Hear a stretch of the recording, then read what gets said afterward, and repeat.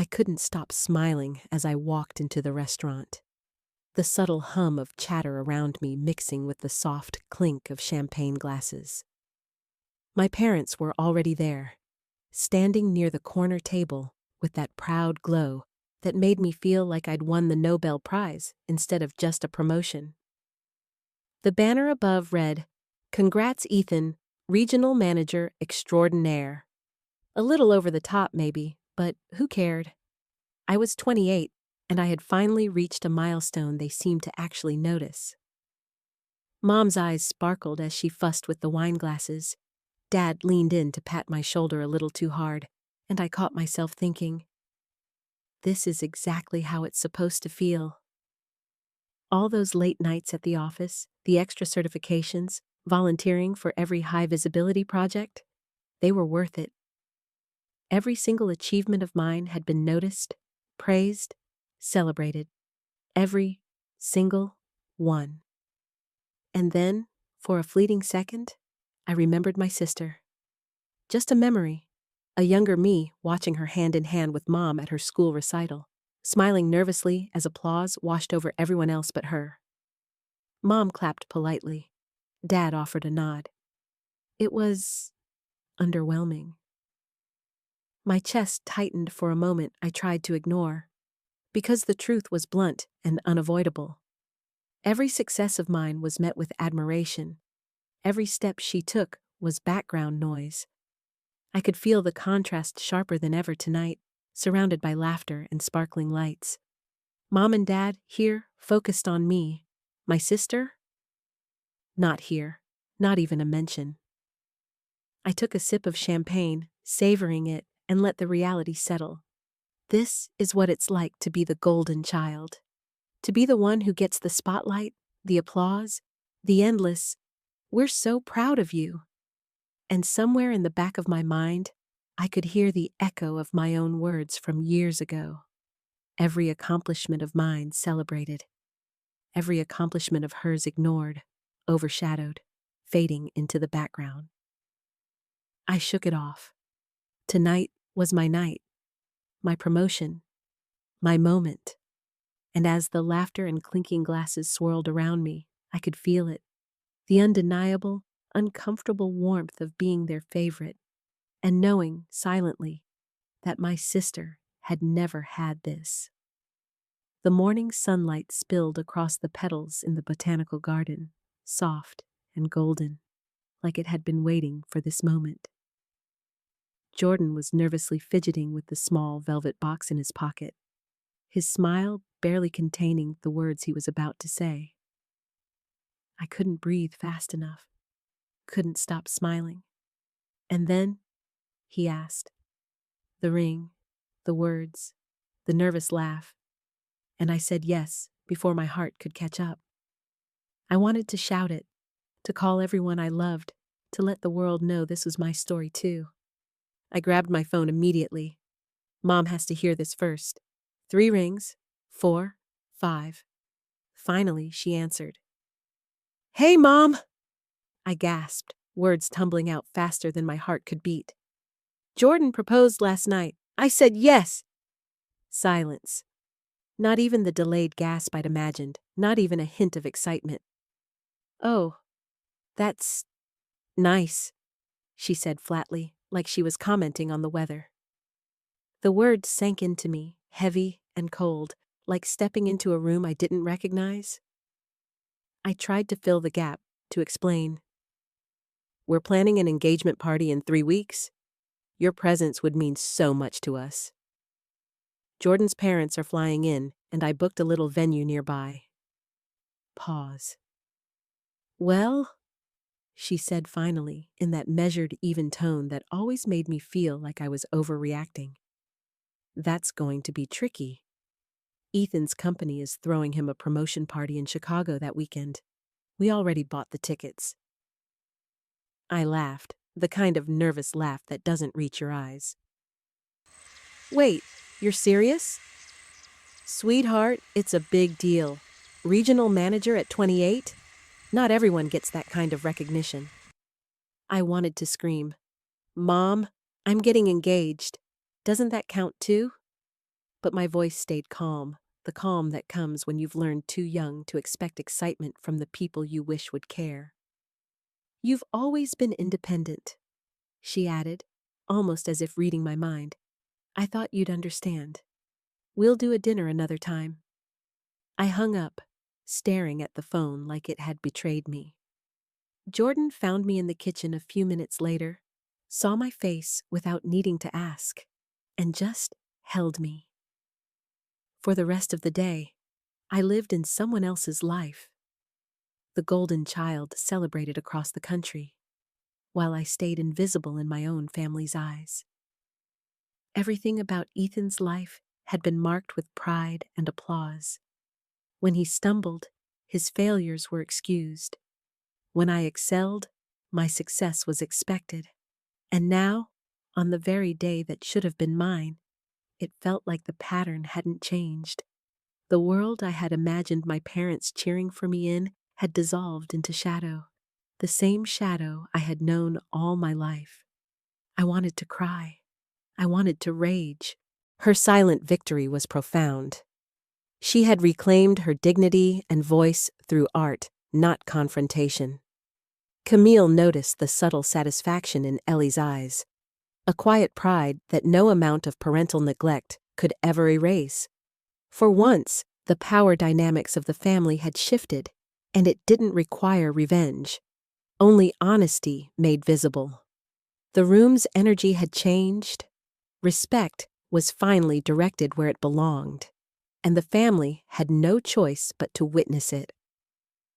In that moment, Ellie understood something important. Sometimes the loudest victories are the ones you don't announce. And for her, this was enough. In the weeks that followed, the family dynamic began to shift. Subtly, almost imperceptibly at first. Ellie's parents no longer dismissed her achievements. Her art was displayed proudly in common areas, no longer hidden or scoffed at. Emma, the once celebrated golden child, experienced a gentle leveling. The spotlight she had taken for granted was now shared, her accomplishments still respected, but no longer inflated by favoritism. Ellie, calm and grounded, embraced this change without gloating. She focused on her own path, organizing a full solo exhibition, her first public show beyond the walls of home. Camille was there, notebook in hand, recording every reaction, every smile, every moment of recognition. Friends, neighbors, and art enthusiasts attended, their admiration genuine and unmistakable. The highlight of the exhibition was the final piece, the one that had silently exposed the family's biases. It hung prominently in the gallery, commanding attention without a single word from Ellie. The audience felt the story it told: resilience, overlooked talent, and the triumph of quiet persistence.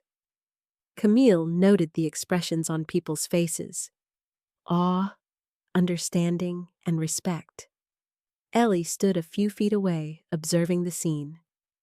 There was empowerment in her posture, in the way she carried herself, a strength forged not through confrontation, but through consistency, vision, and logic. The family watched, humbled, but their presence was no longer a source of fear or pain. It was a witness to change. As the evening closed, Ellie glanced at her last painting, a silent testament to all she had endured and overcome.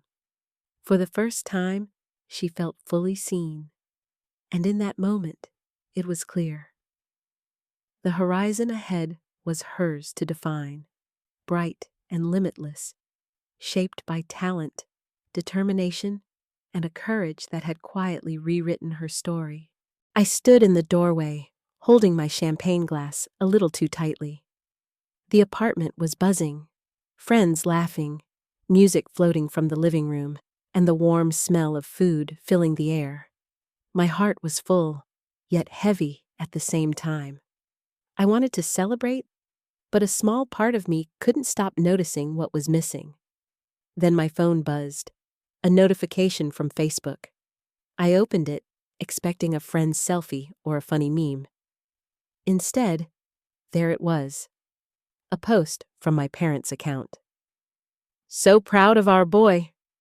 Ethan, in a sharp suit, grinning next to Mom and Dad, glasses raised, all smiles. I felt a pang of disappointment that I hadn't expected. It was subtle, just a snapshot on a screen, but it hit like a weight I couldn't shake.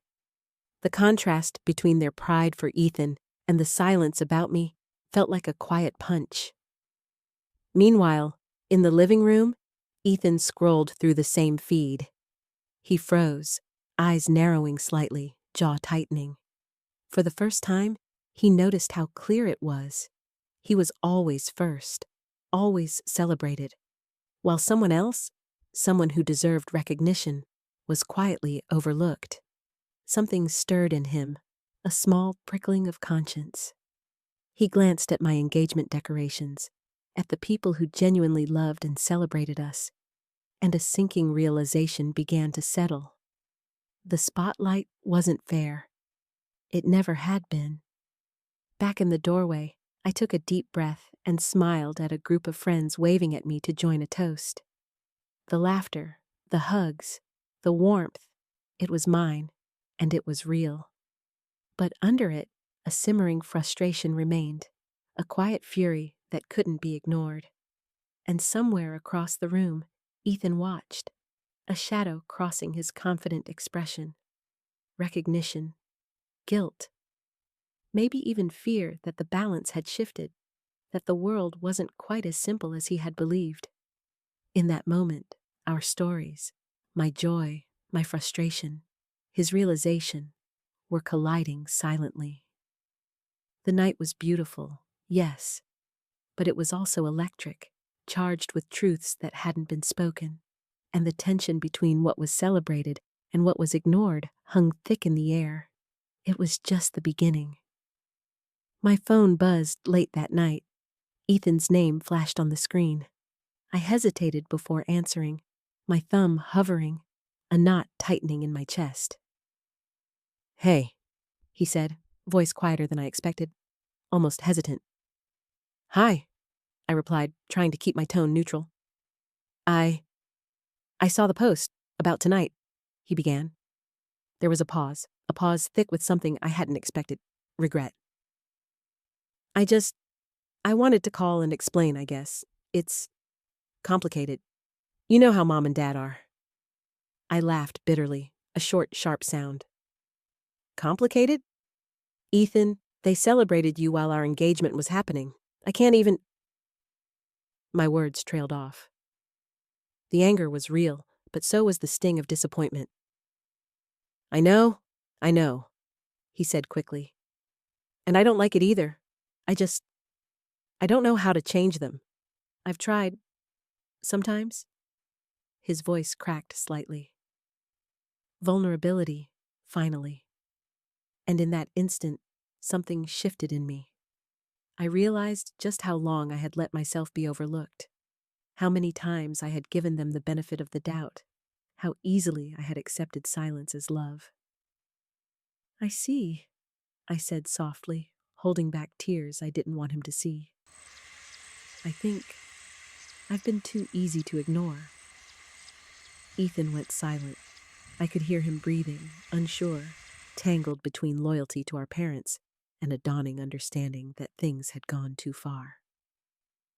I set the phone down, staring at the ceiling. The world felt quieter suddenly. For the first time, the imbalance between what I deserved and what I received wasn't just a whisper in my mind. It was undeniable. And in that quiet, a new thought formed. If I didn't stand up for myself now, who would? Tonight, the silence that had protected the family's facade had finally broken. And with it, something inside me ignited, a determination that nothing could ignore again. The next morning, I sat at my desk with a cup of coffee I barely touched, staring at the blinking cursor on my laptop. My fingers hovered, hesitating.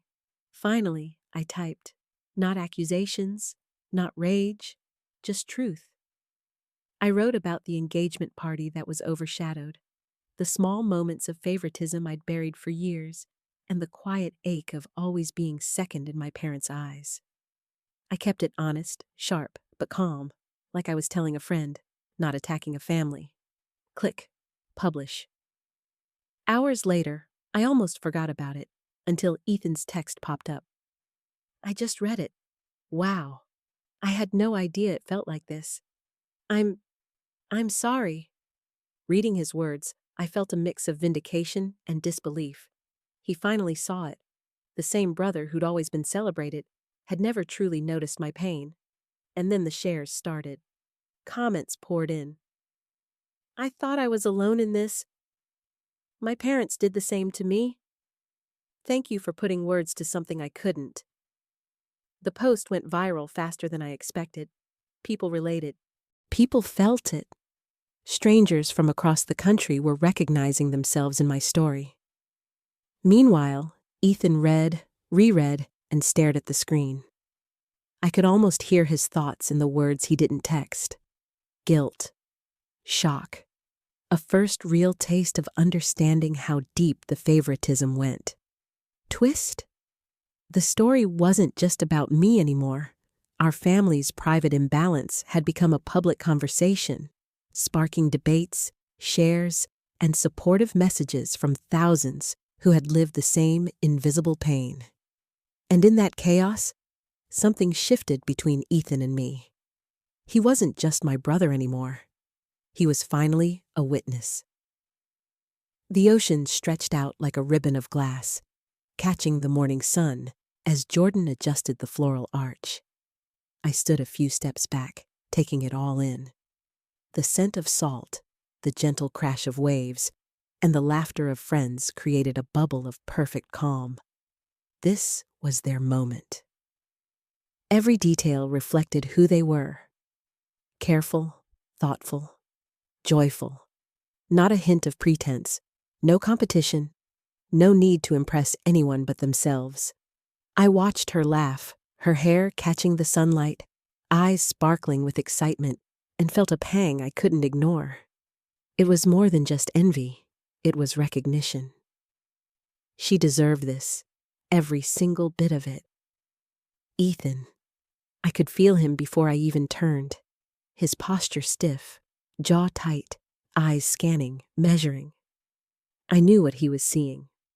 The glow of happiness he had taken for granted, the family joy he hadn't given her, and the contrast to his own life of carefully measured praise.